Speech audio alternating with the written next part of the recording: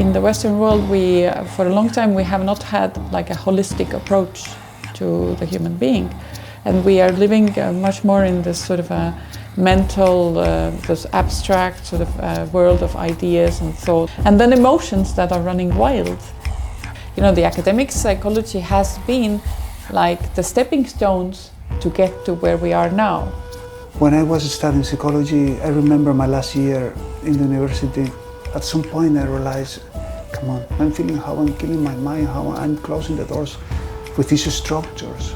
I said, okay, no more structures for my mind. I want the freedom. I want to be like my elders in the jungle. I want to have this genuine connection with the spirit. The most interesting, I think, parts are where you have different disciplines touching and there is something new that can be created, and some of those things are getting more and more spiritual as well.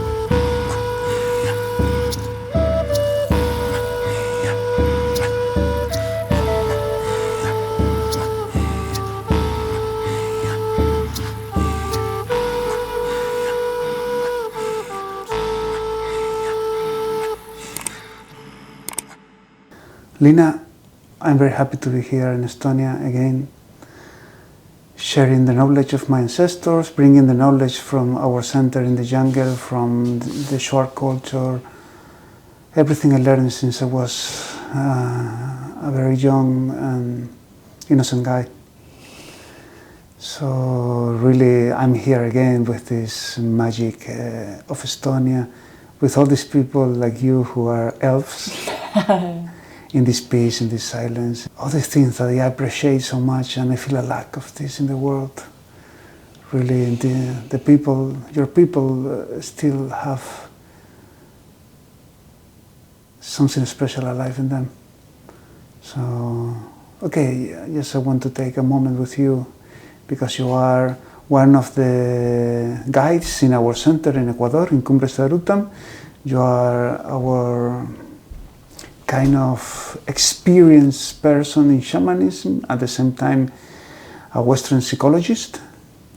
So it's quite interesting, these both worlds united in you. What is the meaning of psychology? What is the psychology? How this helps the people? Why we need the psychology in the world? That's a good question.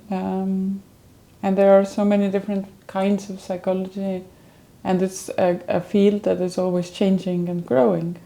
And so it is not today what it was in the past century, or it's not today what it was during the time of Freud or you know, those big guys.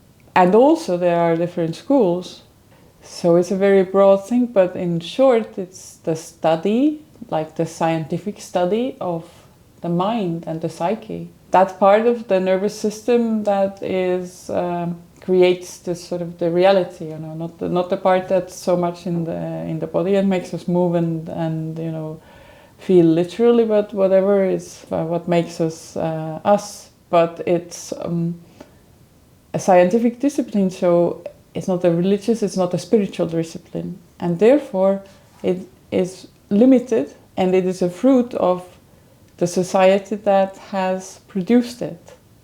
So it goes back to the 19th century, you know, the era where all the different disciplines, all the different sciences became, or at least the foundations were laid for what they are now. And it carries some of the, you know, limitations that come from that. And it's perhaps a little bit of, well, a square, sometimes a little bit of a square way to understand things, because in the shamanism, you know, we go for the feeling, and in the psychology, it is trying to be a science, you know, a hard science. So it needs, you know, numbers and to be taken seriously. That was the worst signature for me, the statistics. That was terrible. Yeah. And but again, like I said, within what is psychology, there are so many different things. And nowadays, we also have more and more what I see coming is this blend of Eastern practices, meditation, all of those things, and psychology. So you have a lot of different approaches of mindfulness, meditation practices, also knowledge that has been gained in other fields about the neuroscience and all kinds of different parts sciences, and to apply this. So the most interesting, I think, parts are where you have different disciplines touching, and there is something new that can be created, and some of those things are getting more and more spiritual as well. So I see hope for psychology as well a little bit more, and also working together with shamanism. In the world there are many places where good people are working with plant medicine, or different kinds of alternative approaches, using these for treatment of traumas, or post-traumatic, all kinds of different things.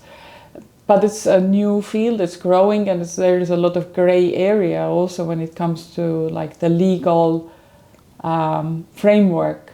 It's very important, and also I think for the psychology and for therapists, all different therapists, a lot of it has been looking for is to build like a solid framework also from the ethical point of view, to have standards, to have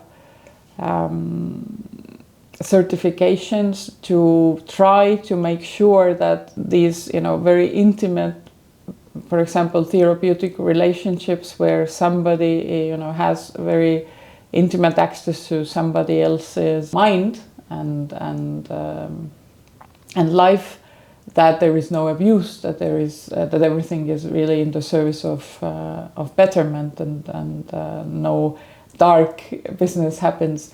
And with these new things, that's always the problem, or very often the problem. And unfortunately, I think also with some, this very alternative approaches, also with some shamanic approaches, can become a problem if they are not, on one hand, if they are too regulated, it makes the process like there's not much life in it. But on the other hand, if it's not regulated, there is a great danger that some darkness or some abuse can seep in. So psychology, I think, has been trying to be taken seriously, to establish itself as a serious discipline, to avoid that a little bit. Yeah, Liina, I didn't expect this reply. The truth is, many times I have thought how to, because I'm one of the main, and one of the first and the main pushers of shamanism in the world. And many times I have thought, because I know many important people in the world, in all the professions, in all the jobs, in different positions in the society, and many times they want to use me as a reference. Hey, come on, how we can make in a nation this real for all the people, for all the mankind? How can we do it? And I say, and many times I have thought on this, because I studied psychology as well at the university, and I know more or less how this works, more or less.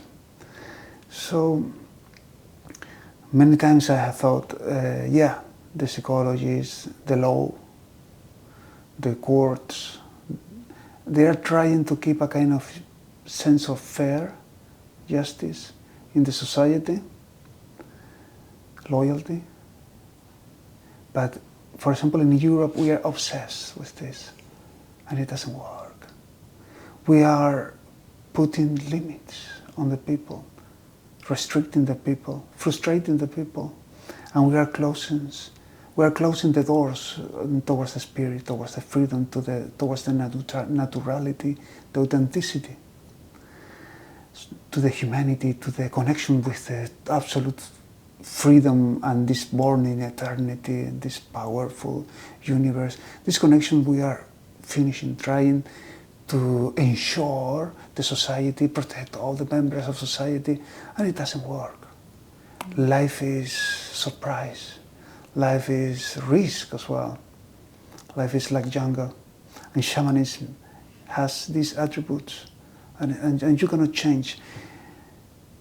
When I was studying psychology, I remember my last year in the university, at some point, I was very young as well, at some point I realized, come on, I'm killing every ceremony I'm feeling in the shamanism. I'm feeling how I'm killing my mind, how I'm closing the doors with these structures. That I don't mean that this is intentional. Someone wants to harm the people. Maybe blind people, ignorant people, not religious people are trying to do something well, but it's not, the result is not fine. So I stop, I say, okay, no more structures for my mind. I want the freedom. I want to be like my elders in the jungle. I want freedom. I want to have this genuine connection with the spirit. I want this naturality. I want this truthfulness. I want this. I don't want to be a machine with glasses. And then I stopped, just stopped. And I remember that it rescued me. It rescued my life. It was like a dangerous decision. It was like in the last moment, after 4 or 5 years of effort, say, stop, no. And I felt that something changed in me. The spirit say, you're a sincere man. You're willing to drop everything and go after me. This is the faith somehow in this shamanism. But of course, not everybody's like me. I mean, everybody has the path, and sometimes a bit of shamanism, a bit of psychology is great. I believe that both things, for most of the people, could work. Maybe only shamanism is for more special and dedicated people in the Western societies, I mean. So I appreciate a lot your thoughts, because I have been very deep in them. I have dived very deep in them. I want to ask you something very particular. I feel that shamanism, not for people in jungle, not for short people, in the Western societies, I feel that shamanism is difficult to understand. We have gone through the same schools, through the same institutes, through the same universities. We are under the influence of a kind of overall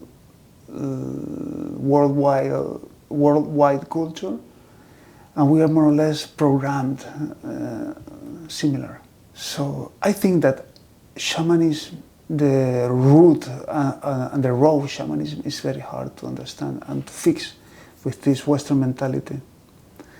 And I really believe that shamanism and psychology may work together. That we need a kind of integration, a kind of help to give a hand for the people who are starting in such a strong and powerful path like shamanism. What do you think? Yes, and it's like I said earlier, fortunately there are a lot of new fields where this different integration happens between different disciplines, and also from the Eastern practices and shamanic practices and psychology and body work and neuroscience and whatnot, and also neurochemistry, by researching this, like plants, for example, and substances. I think a little remark, on why in general the shamanism is so hard to understand for so many people. I think that precisely is the problem, that we are trying to understand it. And it doesn't need to be understood, it needs to be felt. But in our culture, and the Western, so to say, Western culture, it's not about feeling. And this goes a long way back.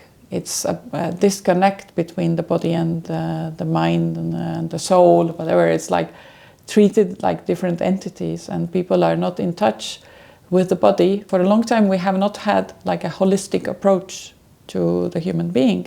and we are living much more in this sort of a mental, this abstract sort of world of ideas and thoughts and rational mind and then emotions that are running wild, because we have no culture of how to contain the emotions and how to manage emotions, because emotions are perhaps like the connector, you know, between what the body is telling us, and then, you know, they're like these messengers that bring it into our awareness, and it's you know, you need to kind of practice to exercise how to work with all that. But we, in general, a lot of people, we don't really have that. And so with something like shamanism, we get completely confused.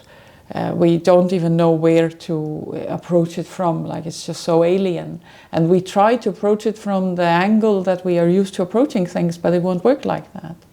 But we have the capacity, but we have not developed these capacities and tools to even get there. So first of all, speaking of experience and from what I have seen, perhaps one of the really big parts and the important parts that one needs to do first is to break through that habit.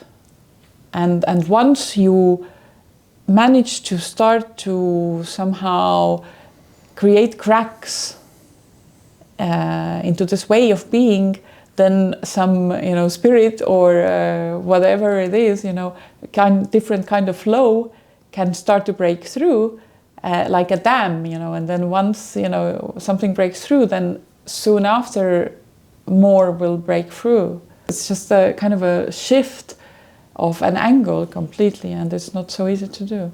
So you're using the psychology to break the own structures created by the culture? So in a way, I feel that we can use knowledge that we have today about a lot of things, maybe not so much of the academic psychology, but, you know, the academic psychology has been like the stepping stones to get to where we are now.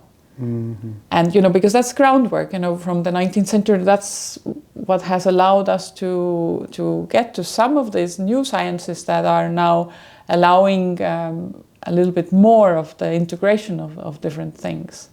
So, for example, things about brain mapping, you know, that show us how the activation patterns that happen, the neural networks and all these kinds of things, these are very valuable. You know, they research brains of people that are meditating, that are in the deep sort of mindfulness practices, and it's very interesting, you know, and that will allow, because it has this scientific value, so that will be much harder for somebody to put into question, because it's been done using this sort of scientific methods, and there's all the numbers and things, but at the same time they are approaching something that is also spiritual. And this can be a way to build a bridge, you know, and also in like trauma therapy and all kinds of body work and all these kinds of things, there can be like these connecting points when they work together, you know. But of course it has to start from somewhere. You need you know, people with awareness of shamanism that have the patience, that take the time to bring this ancestral, very alien and, you know, maybe somebody in the 19th century would have said primitive, or in the early 20th century, primitive things into our developed, you know, very evolved. Yeah, it's typical. Exactly. Or, and on the other hand, you know, it needs to come like from both sides. But if you have those people, then I believe it is possible to, you know, to start building these bridges to allow these ideas and practices to start working, and in our society, and us starting benefiting from those as well. That's the idea. That's the dream.